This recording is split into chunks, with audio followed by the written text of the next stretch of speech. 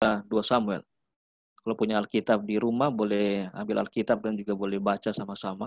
Dalam buku 1 Samuel dan juga 2 Samuel. Saya percaya ketika kita lihat ini judul, mungkin kita sudah bisa melihat ke arah mana ini pembicaraan yang ingin saya sampaikan. Tapi secara sederhana, saya ingin bagikan apa yang saya dapat di sini, yang saya percaya bisa menjadi berkat buat kita pada malam hari ini. Ini saya punya keluarga, saya punya istri dan juga saya punya anak. Tadi sudah diperkenalkan oleh pendeta Renly Suling. Dan kita langsung lanjut saja. 1 Samuel pasal 1 ayat 27 dan 28 berbunyi, ini saya punya ayat inti. Untuk mendapatkan anak inilah aku berdoa, dan Tuhan telah memberikan kepadaku apa yang kuminta daripadanya. Maka aku pun menyerahkannya kepada Tuhan. Seumur hidup terserahlah ia kiranya kepada Tuhan. Lalu sujudlah mereka di sana menyembah Tuhan. Yang melatar belakangi saya punya pembahasan pada malam hari ini, pada sahabat hari ini, lebih khusus terdapat dalam ayat 27 dan juga ayatnya yang ke-28 dalam buku 1 Samuel. Kita akan melihat lebih jauh lagi ke sebentar dalam saya punya materi yang ingin saya bagikan kepada kita, sehubungan dengan pelajaran yang ada dalam buku 1 Samuel dan juga buku 1 Samuel pasal 1 dan juga pasal 2.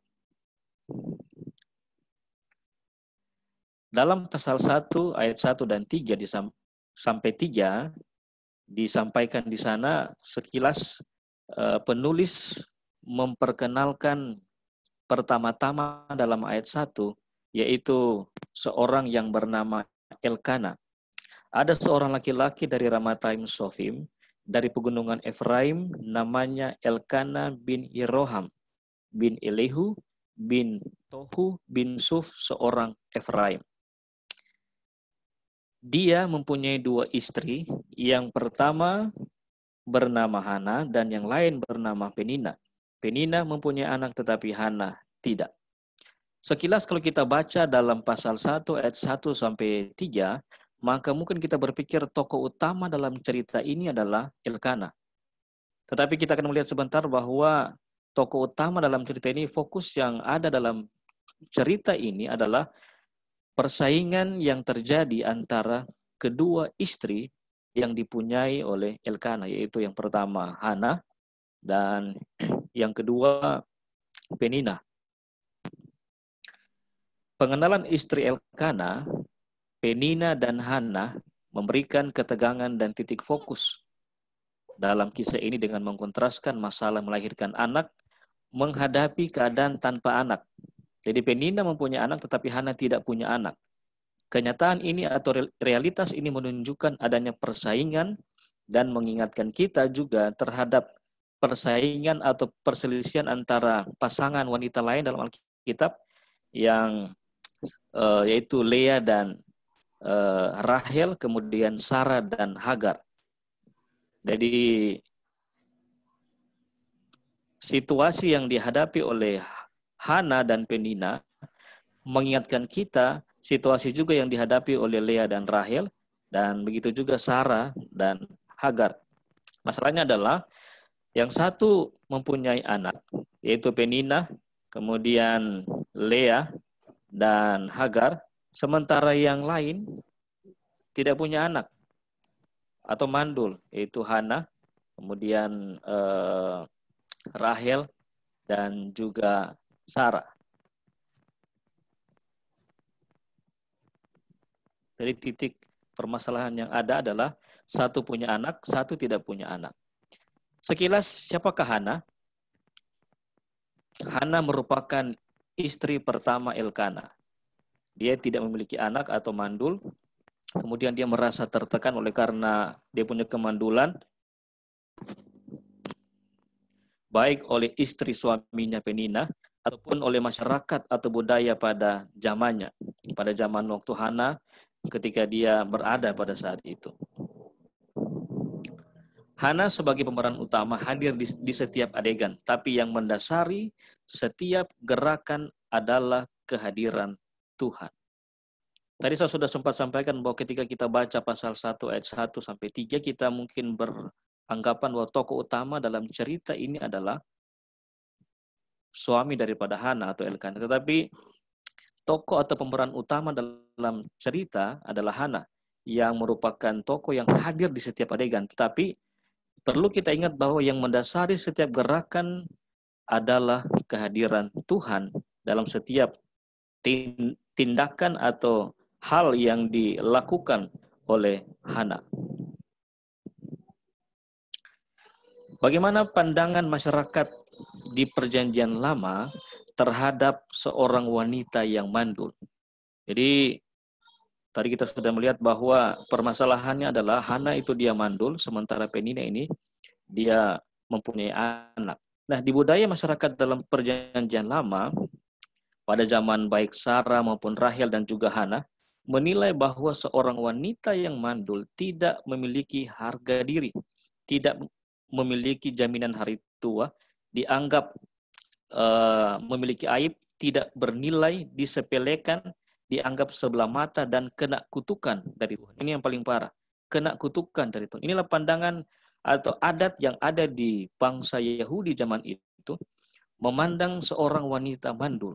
Sehingga situasi Hana pada saat itu dia merasa tertekan. Dia merasa sangat-sangat berada di posisi yang sangat-sangat tidak menguntungkan. Oleh karena pandangan orang-orang Yahudi pada zaman itu, ketika seseorang tidak punya anak, maka dia dianggap mendapatkan kutukan dari Tuhan. Tidak diberkati oleh Tuhan. Karena kita tahu bersama dalam Ulangan 28, konsep berkat orang Israel, adalah salah satunya adalah buah kandungan diberkati oleh Tuhan. Kalau kita lihat dalam pasal 28, Ulangan 28 ayat 1 sampai 6, di situ disampaikan, saya tidak taruh di slide, tapi disampaikan dalam konsep berkat di situ adalah ketika seseorang diberkati oleh Tuhan, maka dia punya kandungan juga diberkati oleh Tuhan. Sehingga pandangan orang Israel, ketika seseorang perempuan tidak punya anak, maka itu adalah kutukan daripada Tuhan. Itulah yang dihadapi oleh Hana dalam situasi ketika dia dalam posisi mandul atau tidak mempunyai anak. Kejadian 17 ayat 4-5. Dari pihakku inilah perjanjianku dengan engkau akan menjadi bangsa sejumlah besar bangsa. Ini sekilas perjanjian antara Allah dan Abraham. Dalam konsep perjanjian disampaikan bahwa Abraham akan menjadi bangsa yang besar.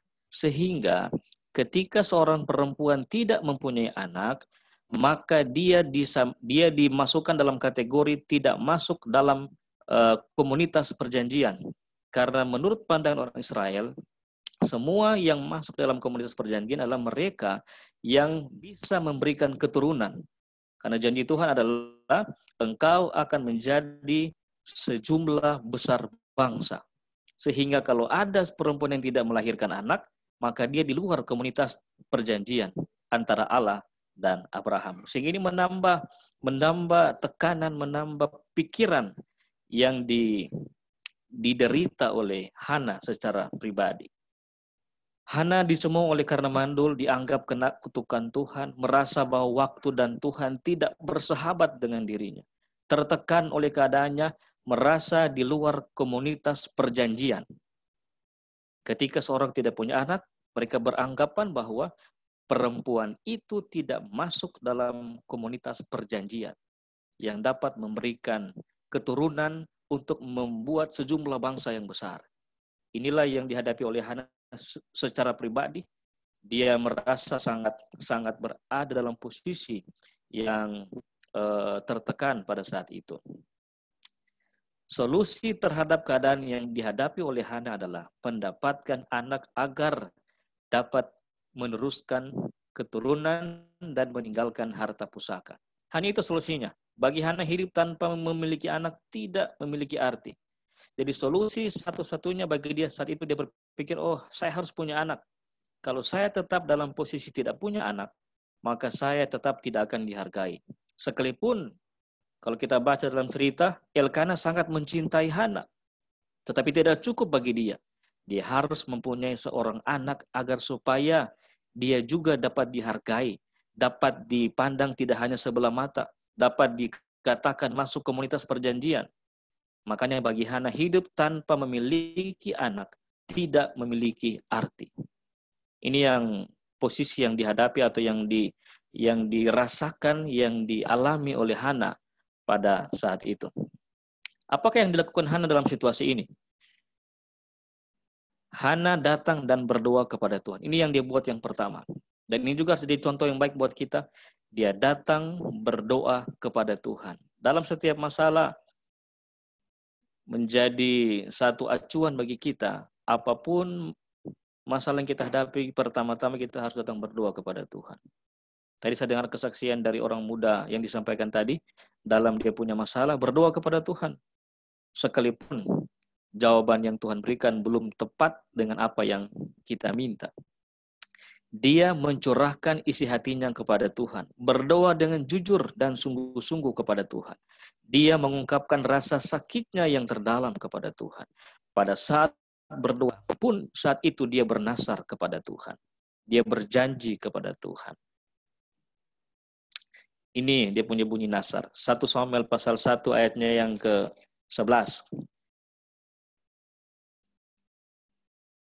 Kemudian bernasarlah ia, katanya, Tuhan semesta alam, jika sungguh-sungguh engkau memperhatikan sengsara hambamu ini, dan mengingat kepadaku dan tidak melupakan hambamu ini, tetapi memberikan kepada hambamu ini seorang anak laki-laki, maka aku akan memberikan dia kepada Tuhan untuk seumur hidupnya, dan pisau cukur tidak akan menyentuh kepalanya. Dalam doa Hana menyampaikan nazar ini kepada Tuhan. Kalau Tuhan kasih saya anak laki-laki, saya akan berikan anak itu kepada Tuhan untuk menjadi pelayan Tuhan. Luar biasa. Dia minta anak itu bukan untuk dia secara pribadi, hanya untuk memuaskan dia punya situasi saat itu, supaya dia dianggap orang tidak dikutuk dan sebagainya. Tapi ketika dia dapat anak itu, dia berkomitmen juga untuk memberikan atau mengembalikan anak itu kepada Tuhan. Ini janji Hana kepada Tuhan. Ini komitmen atau nasar yang Hana sampaikan kepada Tuhan. Bagaimana sikap Hana setelah dia berdoa saat itu, saudaraku sekalian? 1 Samuel 1 ayat 18 menyampaikan di dalam firman Tuhan, sesudah itu ia mau makan dan mukanya tidak muram lagi. Saya garis bawah ini. Sesudah itu ia mau makan dan mukanya tidak muram lagi. Tadinya sebelum dia berdoa, sebelum dia mengutarakan dia punya isi hati kepada Tuhan, dalam posisi dia tertekan, dia sangat sedih, sangat merasa kecewa. Tetapi setelah dia berdoa, setelah dia menyampaikan dia punya isi hati sama Tuhan, Alkitab mencatat, sesudah itu ia mau makan dan mukanya tidak muram lagi.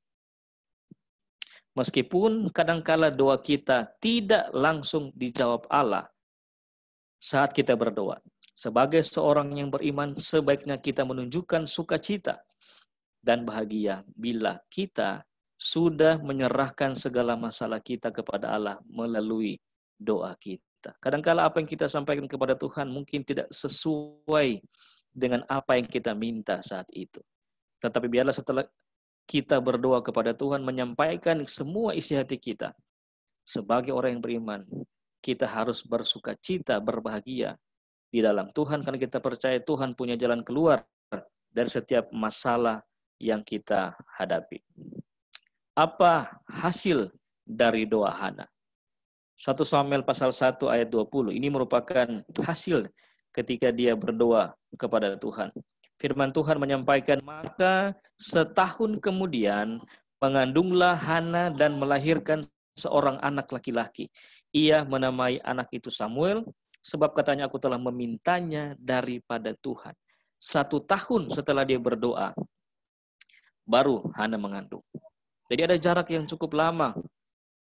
Ya, bisa saja Tuhan bilang lama atau mungkin cepat, tergantung masing-masing kita anggap 1 tahun itu lama atau tidak. Tapi paling tidak, dia punya permintaan tidak langsung dijawab oleh Tuhan saat itu. Setahun kemudian mengandunglah Hana dan melahirkan seorang anak laki-laki yang dia berikan nama Samuel, yang artinya Tuhan, aku dari Tuhanlah aku memintanya. Jadi luar biasa apa yang dialami oleh seorang Hana. Alfa Omega jilid 2 halaman 198. Doa Hana dikabulkan. Ia menerima pemberian yang untuknya ia telah berdoa dengan sungguh-sungguh. Jadi ini doa dia Rono buat menguatkan apa yang Alkitab sampaikan, bahwa doa yang disampaikan oleh Hana, dia terima apa yang dia minta daripada Tuhan. Doa Hana dikabulkan. Dia berdoa dengan sungguh-sungguh dan dia mendapati apa yang dia minta, yaitu seorang anak laki-laki sesuai dengan permintaannya yang dia sampaikan kepada Tuhan. Sekilas kita melihat ada 3 bagian penting daripada doa Hana yang Hana sampaikan kepada Tuhan. Yang pertama, menyerahkan keprihatinan dan kerinduan kepada Allah. Yang kedua, mengungkapkan keyakinan bahwa Allah itu adil. Yang ketiga, memuji dan memuliakan Allah terhadap apa yang diperbuatnya kepada kita. Jadi apapun yang sebenarnya yang Tuhan berikan dalam jawaban doa kepada dia, maka seharusnya kita sebagai umat Tuhan tetap memuliakan Tuhan, tetap memuji Tuhan, membesarkan Tuhan terhadap apa yang Tuhan buat dalam hidup saya, dan saya utarakan dalam doa itu kepada Tuhan. Apa yang dilakukan Hana terhadap hadiah besar. Jadi ini merupakan pemberian yang, kalau boleh saya katakan, pemberian yang luar biasa yang Tuhan berikan kepada Hana di saat yang dia sangat butuhkan. Apa yang dia lakukan Hana terhadap hadiah yang Tuhan berikan kepada dia, yang dia terima dari Tuhan. 1 Samuel pasal 1 ayat 27 dan 28, ayat inti tadi menyampaikan, ayat 28-nya. Maka aku pun menyerahkannya kepada Tuhan, seumur hidup terserahlah ia kepada Tuhan. Lalu sujudlah mereka di sana menyembah kepada Tuhan. Luar biasa. Setelah dia menerima pemberian hadiah yang luar biasa daripada Tuhan, yang dilakukan oleh Hana, Alkitab mencatat, maka Hana menyerahkannya kepada Tuhan. Hana memberikan hadiah besar itu kepada Tuhan, atau mengembalikan, Tuhan berikan kepada dia sebagai penerima hadiah itu, dia berikan kepada Tuhan apa yang dia dapat. Secara logika, kalau kita berpikir logika, Hana ini bodoh. Kenapa? Tuhan suka kasih anak sama dia minta anak itu sama Tuhan, anak itu tiba, dia langsung kasih sama Tuhan. Tapi bukan itu yang dipikirkan Hana.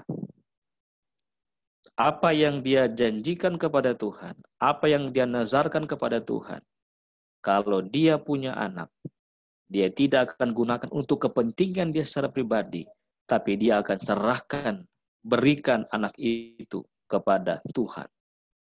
Ini yang dibuat oleh Hana terhadap hadiah atau pemberian yang Tuhan berikan kepada dia. Anugerah yang besar, kalau saya boleh katakan, anugerah yang besar pada saat yang tepat dan obat dari masalah yang sedang Hana hadapi pada saat itu. Tapi dia tidak tahan itu, dia serahkan itu kepada Tuhan. Apakah pelajaran berharga yang kita dapatkan dari Hana melalui tindakan yang dia buat menyerahkan anaknya kepada Tuhan untuk dididik oleh Imam Eli? Secara sederhana ada beberapa pelajaran penting yang boleh kita dapatkan pada malam hari ini terhadap tindakan yang Hana buat. Dia dapat pemberian yang besar daripada Tuhan. Ketika dia berikan kepada Tuhan, pelajaran apa yang boleh kita dapat daripada situasi ini? Yang pertama, kisah dan kehidupan Hana mengajarkan kepada kita agar kita menjadi seorang penata layan yang baik. Agar kita menjadi seorang penata layan yang baik. Yang kedua, kita harus memberikan hal yang paling berharga yang kita miliki kepada Tuhan. Sebagaimana Hana memberikan Samuel hadiah yang terbesar daripada Tuhan, anaknya yang paling berharga kepada Tuhan. Yang ketiga, kita belajar bahwa harta yang terbesar itu akan benar-benar aman ketika itu diberikan kepada Tuhan. Segala sesuatu yang kita simpan di dunia ini dalam sekejap mata bisa hilang. Tetapi bila kita menyimpannya pada Allah, itu akan aman dan bahkan akan bertambah-tambah. Ini konsep yang boleh kita dapatkan ketika Hana menyerahkan anaknya Samuel pada saat itu kepada Tuhan untuk dididik, dibenahi oleh Imam Eli pada saat itu. Di mana kita belajar menjadi penatalan yang baik dan kita belajar untuk memberikan pemberian yang berharga kepada Tuhan, yang terbaik kepada Tuhan. Dan yang ketiga, kita belajar untuk menyimpan harta kita di sorga, bukan di dunia ini. Karena di dunia ini tempatnya tidak aman. Bank surga yang paling aman. Kalau orang menabung di bank dunia, bisa saja bank itu diskualifikasi atau dilikuidasi dan sebagainya. Tapi kalau di bank surga, aman, pastinya aman. Berkat apa yang diterima Hana setelah dia menyerahkan Samuel kepada Tuhan? 1 Samuel pasal 2 ayat 21 menyampaikan, dan Tuhan mengindahkan Hana sehingga dia mengandung dan melahirkan 3 anak laki-laki dan 2 anak perempuan lagi. Sementara itu makin besarlah Samuel yang muda itu di hadapan Tuhan. Luar biasa. Dia kasih 1 anak sama Tuhan, dia dapat berapa? Dia dapat 5. 3 anak laki-laki, 2 anak perempuan. Dia kasih 1 anak laki-laki sama Tuhan, Tuhan kasih 3 anak laki-laki sama dia. Total ada 5 anak yang dia dapat lagi. Ketika dia berikan pemberian yang terbaik kepada Tuhan, hadiah yang terbaik kepada Tuhan, maka Tuhan tidak melupakan Hana. Alkitab bilang, maka Tuhan memperhatikan Hana. Ini saya pakai Alkitab terjemahan, mungkin kalau terjemahan baru dia pakai kata, maka Tuhan mengindahkan, dan Tuhan mengindahkan Hana. Kalau ini, maka Tuhan memperhatikan Hana. Kita harus ingat bahwa dalam segala situasi, kita harus ingat bahwa Tuhan tidak pernah melupakan kita.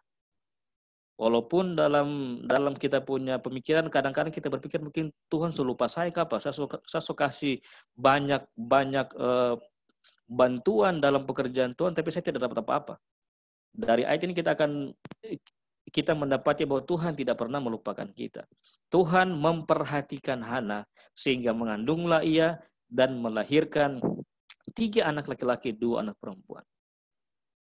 Jadi berkat yang didapati Hana ketika dia berikan hadiah besar kepada Tuhan, yang dia dapat lebih banyak lagi.